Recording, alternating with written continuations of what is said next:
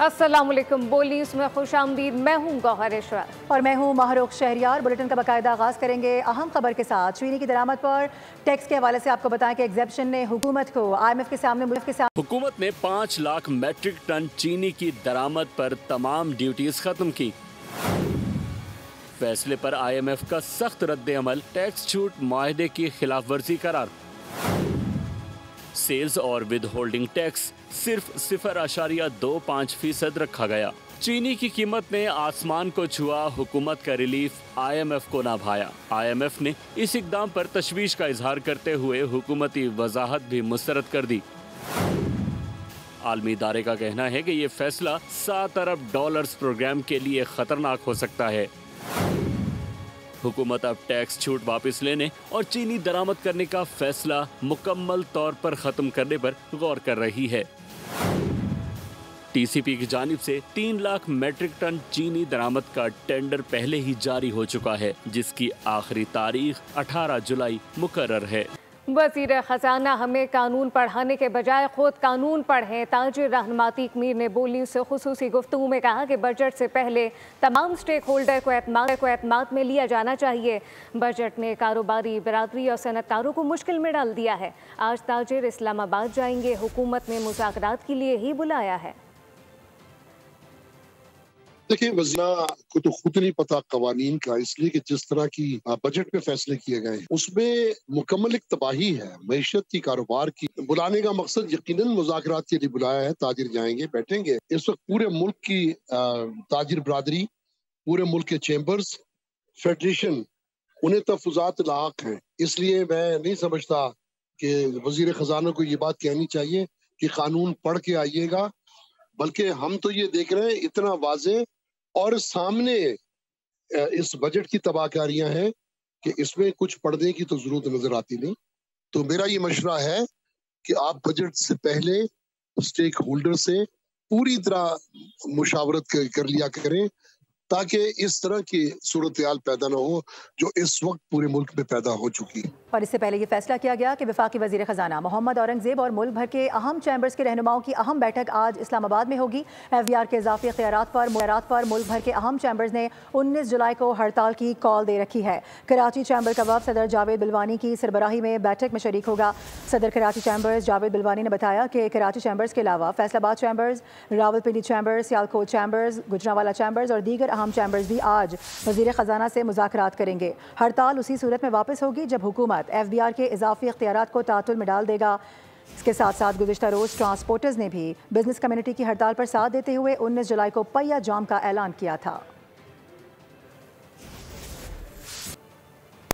गुज़िश्ता रोज़ हुकूमत और sugar mill मालिकान में मुज़ाकरात तो तय पा गए और चीनी की नई कीमत 165 रुपये फ़ी किलो मुकर्रर कर दी गई है। ताहम अब तक बाज़ारों में चीनी पुराने रेट यानी कि 180 से 185 रुपये फ़ी किलो में दस्तयाब है। मज़ीद क्या तफसीलात हैं, कराची में क्या सूरत हाल है, हमारी नुमाइंदा मरियम हसन साथ मौजूद हैं। तफसील उनसे जानते हैं। मरियम, बताइएगा। चीनों का बहरान हुकूमत ने अब जो है काबू कर लिया है और गुज़िश्ता रोज़ ये बात सामने आई है कि हुकाम और उसके साथ साथ जो शुगर मिल इंडस्ट्रीज़ हैं उनके साथ बाकाया तौर पर एक मुआहिदा किया गया है, जिसमें आवाम को रिलीफ देने का फ़ैसला किया गया है। और चीनी की कीमतें जो हैं, जो कि 190 से 195 के दरमियान जो है वो फ़रोख्त की जा रही थी, अब उनको कम करके 165 तक जो है वो मुकर्रर किया गया है। इस वक्त हम शहाबुद्दीन मार्केट में मौजूद हैं, जहाँ पर रिटेलर हमारे हमरा मौजूद हैं, हम उनसे जानते हैं। बात यह है कि कल रात मुआहदा हुआ है, अभी जो है सारे डॉक्यूमेंटेशन होंगे, उसके बाद ये जब मिल मालिकान की मर्जी होगी उस पर दाम होगा 165, लेकिन अभी तक हमें से नज़र नहीं आ रहा है। अभी जो माल मिल रहे हैं वही मेरे पहले के रेट थे 180 से 82 रुपये, लेकिन जब तक माल मार्केटों में उस रेट पर नहीं आएगा नहीं बिकेगा। ताहम इस वक्त जो शहरियों से बात की गई है उनकी जानिब से यही कहा गया है कि चीनी जो है उनको 182 से 185 के दरमियान ही जो है वो मिल रही है और शहरी जो हैं अब तक चीनी जो है वो इन्हीं रेट्स पर ख़रीदते हुए नज़र आ रहे हैं, ना कि वो रेट जो कि गुज़िश्ता रोज़ तय किए गए। इस हवाले से आगाह करने के लिए आगे बढ़ेंगे। पाकिस्तानी मईशत के उफक पर आज एक नई सुबह तुलू हुई है, जहां मायूसियों, गैर यकीनी सूरत हाल और माशी बहरानों के बादल छटते नजर आए हैं। वहीं पर पाकिस्तान स्टॉक मार्केट ने नई तारीख भी रकम कर दी है। 100 इंडेक्स से पहली बार 1,37,000 पॉइंट्स की बुलंद तरीन सतह को छू लिया है। ये सिर्फ नंबर्स का खेल नहीं बल्कि सरमायाकारों के एतमाद, इक़्तिसादी इस्तेहकाम की नवीद भी है। इसी हवाले से बात कर लेते हैं। कफील अहमद हमें ज्वाइन कर रहे हैं। कफील बताएगा, सेंटिमेंट्स काफ़ी पॉजिटिव नजर आ रहे हैं, सरमायाकार क्या कह रहे हैं इस हवाले से? स्टॉक दूसरे दिन कारोबार का और मार्केट में आज एक नया रिकॉर्ड बनाया और मार्केट 1,37,000 की जो हद है उसको अबूर करने में मार्केट का इंडेक्स है वो कामयाब रहा है। ओवरऑल सेंटिमेंट क्या है मार्केट में? मेरे साथ मौजूद हैं अरसलान अहमद साहब। अरसलान साहब, मार्केट रिकॉर्ड्स बना रही है और जो तमाम सूरत हाल है, सरमायाकारों का बहुत रुझान है खरीदारी बेसिस की, तो क्या कहना चाहेंगे ओवरऑल? देखिए, ग्राउंड रियलिटीज़ अगर हम बात करें तो देखिए दूसरा एवेन्यू बचा नहीं है कि जहाँ पे अच्छा रिटर्न हो, और ये वजह है कि सरमाकारों का जो रुख है वो स्टॉक मार्केट की तरफ है। अब क्योंकि रिज़ल्ट सीज़न भी शुरू होने वाला है और जो है ना एक्सपेक्टेशन यही है कि जैसे कल हमने एक UBL का रिज़ल्ट देखा, बहुत आउटस्टैंडिंग जो है ना वो रिज़ल्ट था, और आने वाले दिनों में ये जिस तरह से बैंकिंग सेक्टर परफॉर्म कर रहा है और इस मंथ में मॉनेटरी पॉलिसी भी है और 100 बेसिस पॉइंट्स तक जो है ना वो कमी की जो है ना वो बातें की जा रही हैं। यही वजह है कि सरमाकारों का जो रुझान है वो स्टॉक मार्केट की तरफ बहुत ज़्यादा हुआ है। लिहाजा यही वो सेंटिमेंट है जिसके वजह से मार्केट में रिकॉर्ड्स बन रहे हैं और इंडेक्स पहली बार तारीख में 1,37,000 की जो हद है उसको अबूर करने में कामयाब रहा है। जी कफील अहमद, बहुत शुक्रिया। अब ये जानिए कि अहम फोरम पर बड़ी मुलाकात में बड़े मामलात पर तबादला ख्याल हुआ है। इसाक डार समेत रुकन ममालिक के वज़ीर ख़ारजा सदर शी जिनपिंग ने इलाकाई ताउन के फ़रोग़ पर इत्तफ़ाक़ कर लिया। शंघाई ताउन तंजीम से ख़िताब में चीनी वज़ीर आज़म ख़ित्ते में बेहतरी पर बाहमी ताउन से मशरूत की गई है। शंघाई ताउन तंजीम के इस मुतालिक अपने नाज़रीन को बताएं कि वज़ीर ख़ारजा इजलास में चीनी सदर ने रुकन ममालिक के वज़ीर ख़ारजा से मुलाकात की है। आगे बढ़ेंगे। ईरानी सदर मसूद पज़ेश्कियान ने कहा है कि पाकिस्तान के साथ अपने ताल्लुकात को इंतहाई अहमियत देते हैं। पाकिस्तान ने जंग के दौरान जिस तरह से साथ दिया वो कभी नहीं भूल सकते। वफाकी वज़ीर दाखिला मोहसिन नकवी ने ईरानी सदर मसूद पज़ेश्कियान को जंग में अजीम फतह पर मुबारकबाद दी।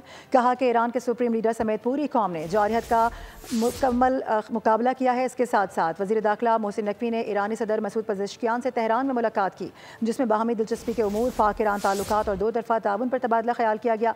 मोहसिन नकवी ने कहा कि ईरानी सुप्रीम लीडर आयतुल्लाह ख़ामनाई की दानिशमंदाना क़यादत और आपकी बेहतरीन हिकमत अमली ने जंग में फैसला कुन किरदार अदा किया है, जो उम्मत मुस्लिमा के लिए बाइस फ़ख्र है।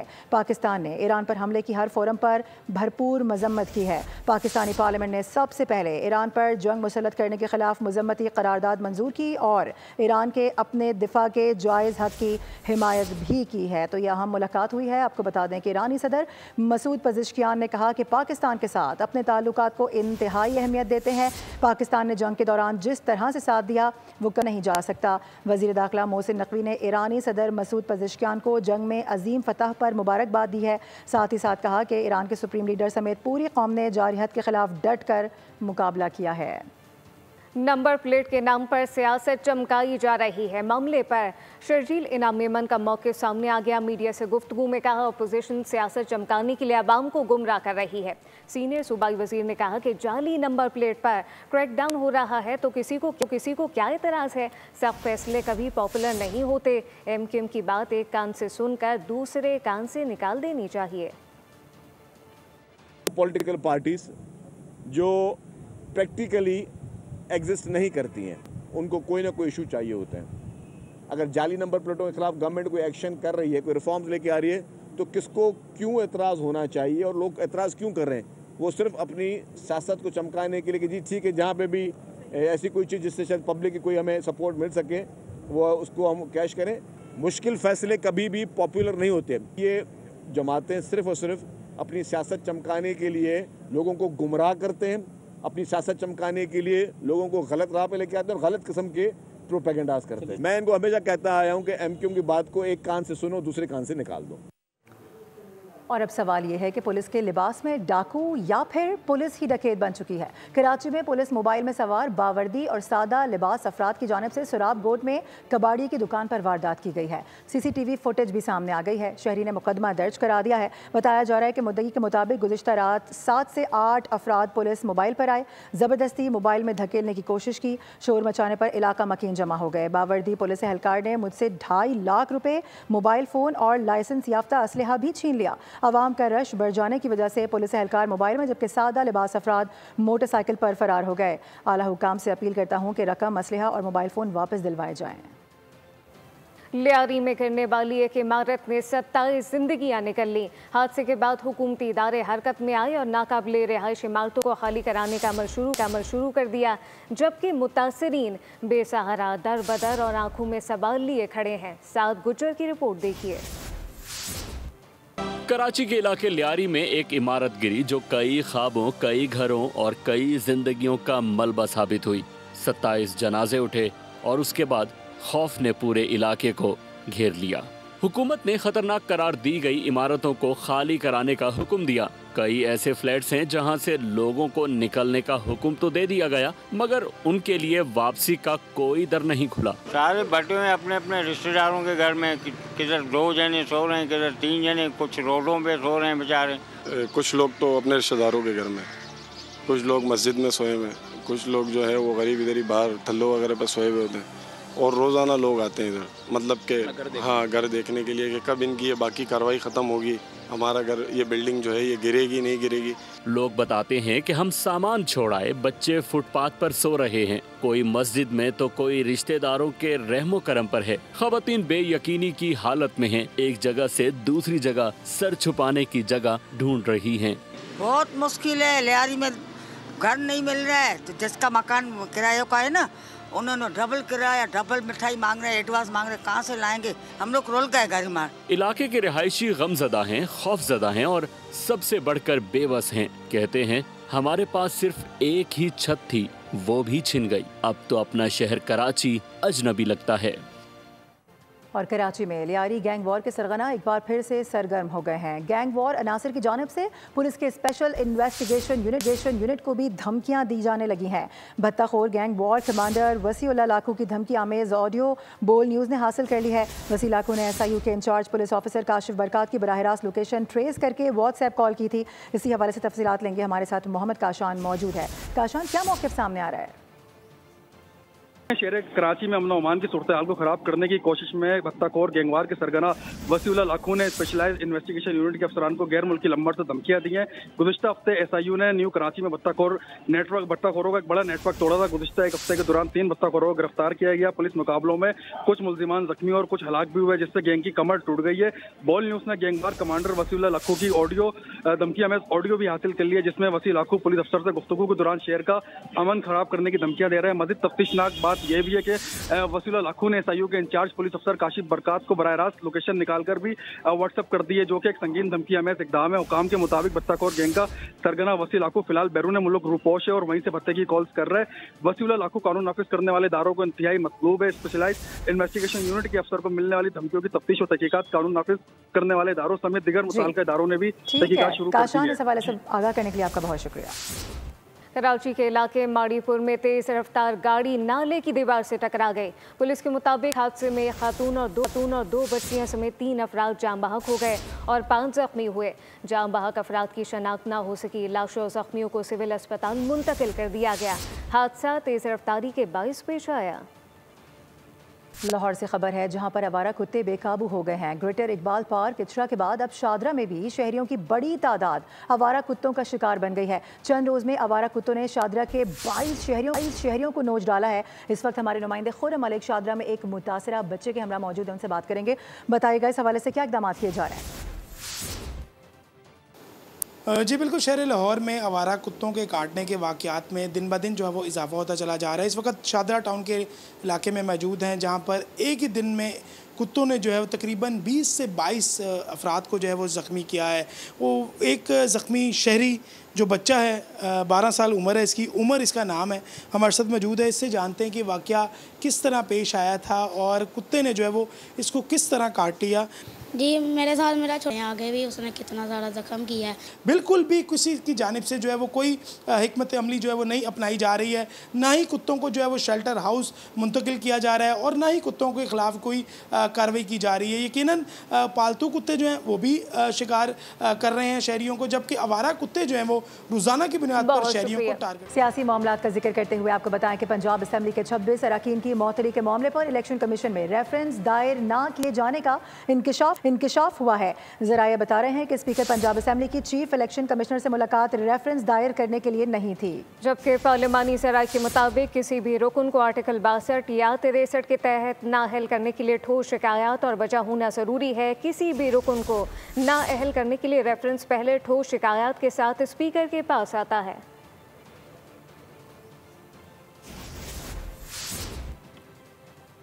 अब ये जानिए, इलेक्शन कमीशन में अपोजिशन लीडर उमर अयूब की नाअहली के रेफरेंस पर समाअत हुई। 5 रुकनी बेंच के रूबरू उमर अयूब पेश ना हुए। इलेक्शन कमीशन हुकाम ने कहा कि पेशावर हाई कोर्ट का हुक्म इम्तना बरकरार है, जबकि पेशावर हाई कोर्ट ने समाअत के लिए 5 अगस्त की तारीख दी है, जिसके बाद इलेक्शन कमीशन ने समाअत मुलतवी कर दी। उधर चेयरमैन पीटीआई बैरिस्टर गौहर ने रहनुमाओं के बयानबाजी का नोटिस ले लिया है। उन्होंने आलिया हमजा और शेख वकास अकरम से राबता किया और हिदायत जारी की कि खिलाफी बयानात से गुरेज किया जाए। पार्टी फोरम मौजूद है, मसाइल फोरम पर डिस्कस करें। किसी रहनुमा को शिकायत है तो मुझे बताएं, मैं नौआन मामला बानी पीटीआई के सामने रख दूंगा। वज़ीर आज़म के कोऑर्डिनेटर बराए खैबर पख्तूनख्वा कहते हैं कि बानी पीटीआई के अल्फाज की बाज़गश्त तेल अबीब में सुनाई देती है, जबकि इख्तियार वली ने कहा कि पीटीआई किसके एजेंडे को लेकर चल रही है, फैसला अवाम ने करना है। पीटीआई के बयानिए ने कभी पाकिस्तान को फ़ायदा नहीं पहुँचाया। खैबर पख्तूनख्वा हुकूमत की हैसियत बनी गाला ब्रांच ऑफिस से ज़्यादा नहीं। पीटीआई बताए कि क्या इनकी तहरीक सियासत है या फिर प्रॉक्सी इदार का हिस्सा। बानी पीटीआई के अल्फाज जो उनके मुंह से निकलते हैं इस्लामाबाद से, लेकिन उनकी बाज़गश्त दिल्ली और तल अबीब में सुनाई देती है।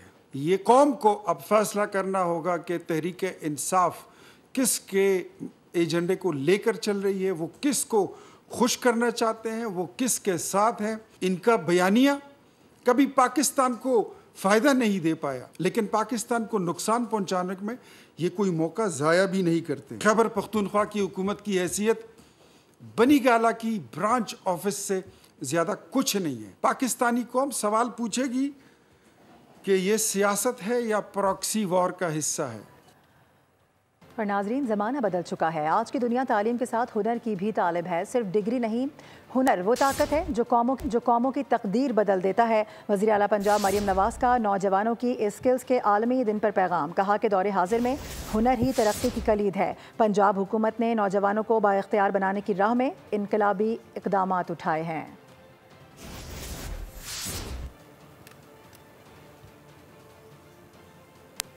मौसमी तबाकारियों का जिक्र करें। सिंध और पंजाब के बेशतर इलाके मानसून बारिशों के ज़ेर असर हैं। मुख्तलिफ शहरों में हल्की और तेज़ बारिश से मौसम तो खुशगवार हो गया, लेकिन सिंध का दूसरा बड़ा शहर हैदराबाद बारिश में डूब चुका है। 2 घंटे में 94 मिलीमीटर बारिश रिकॉर्ड की गई। अहम शाहराहें तालाब बन चुकी हैं। लाहौर समेत पंजाब के मुख्तलिफ शहरों में वक्फे से बारिश का सिलसिला जारी है। महकमा मौसमियात ने 17 जुलाई तक चारों सूबों में बारिश की पेशगोई की है। सिंध और पंजाब के कई शहरों में तूफानी बारिश से जल थल एक, नशेबी इलाके ज़ेरे आब आ गए, शहरी मुश्किलात से 2-4। हैदराबाद में 2 घंटे में 94 मिलीमीटर बारिश रिकॉर्ड की गई। स्टेशन रोड समेत कई अहम शाहराहें डूब गईं। शहर से पानी के निकासी का अमल जारी। बदीन, मातली और ठट्ठा में भी तूफानी बारिश। मुतादिद कच्चे मकानात की छतें गिर गयी। हादसात में 3 अफराद जाँ बहक हुए। बागों के शहर लाहौर में वक्फे से बारिश। Johar town, Faisal town, model town और अतराफ में हल्की बारिश। साहिवाल, विहाड़ी, मियां चन्नू, टिब्बा सुल्तानपुर, कसूर, चूनिया, तांदलियावाला, वजीराबाद, उकाड़ा, नूरपुर थल और दीगर शहरों में वक्फे से बारिश का सिलसिला जारी है। साहिवाल में 75 मिलीमीटर बारिश रिकॉर्ड की गई। नशेबी इलाके ज़ेरे आब, गलियां और बाजार नदी नालों का मंजर पेश करने लगे। शहर कायद में आज भी मौसम गर्म और मरतूब रहेगा। शहर का मतला जुज़वी तौर पर अबर आलूद, शाम के औकात में बूंदाबांदी का इम्कान है। 18 से 20 जुलाई तक कराची में मूसलाधार बारिश मुतवक्के है। महकमा मौसमियात ने आइंदा 24 घंटों के दौरान गिलगित बल्तिस्तान, कश्मीर, खैबर पख्तूनख्वा, इस्लामाबाद, शुमाल मशरकी और जनूबी बलूचिस्तान, जनूबी मशरकी बालाई सिंध में अक्सर मकामात पर तेज हवाओं और गरज चमक के साथ बारिश की पेशगोई की है।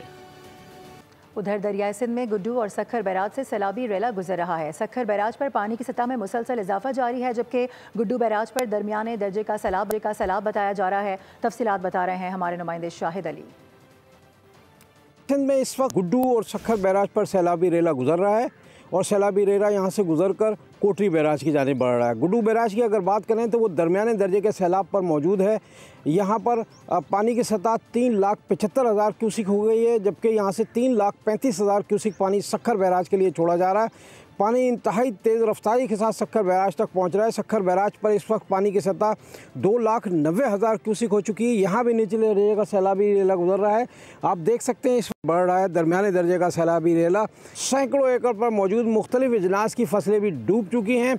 कच्चे के लोग जो है। शाहिद अली, बहुत शुक्रिया। लाहौर में क्या सूरत हाल है, आप यही जान लेते हैं। आज जमकर बादल बरसेंगे, पीडीएम ने अलर्ट जारी कर दिया है। महकमा मौसमियात का कहना है बारिश का सिलसिला वक्फे से दिन भर जारी रहने का इम्कान है। इस हवाले से तफसीलात क्या है, अफजाल अब्बासी से जानते हैं। अफजाल, बताइएगा।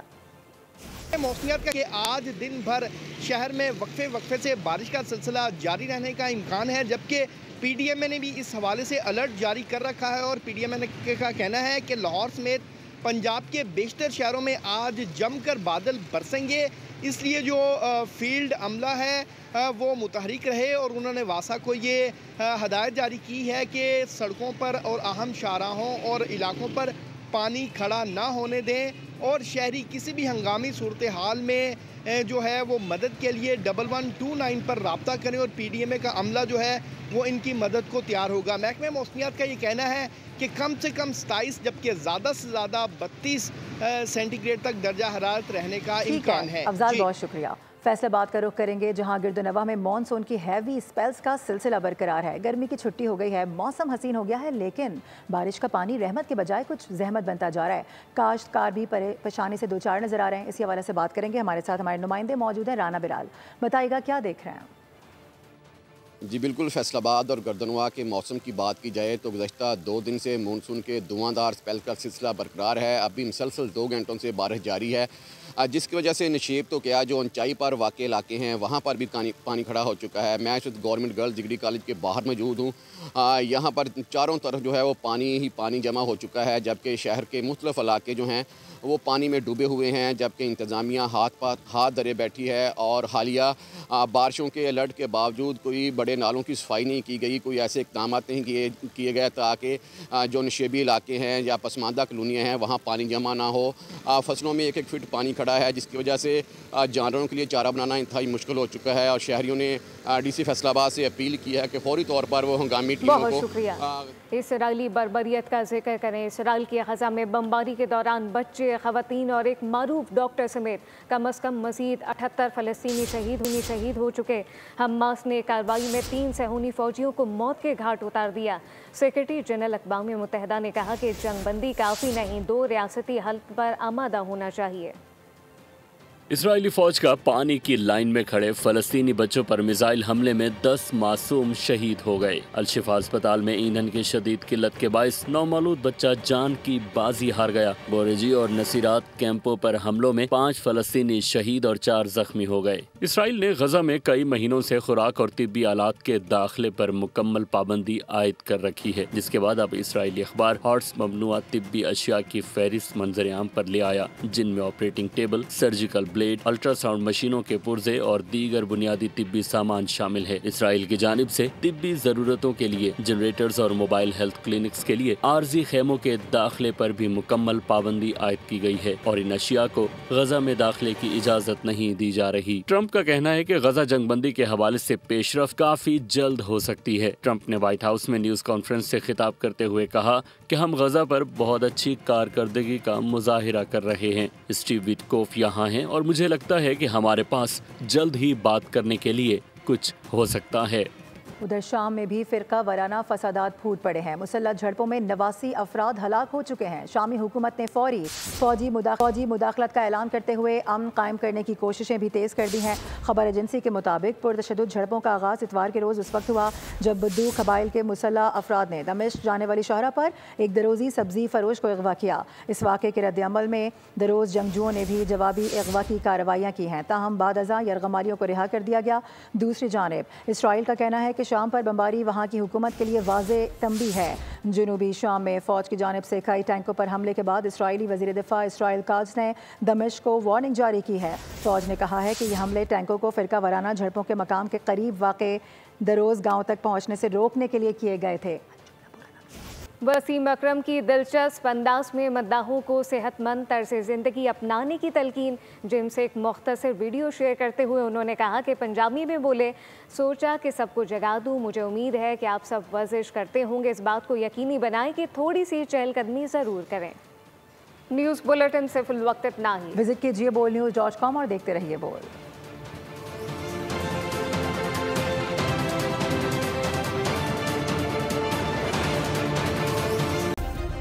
सब्सक्राइब करें और बेल दबाएं ताकि कोई खबर रह न जाए।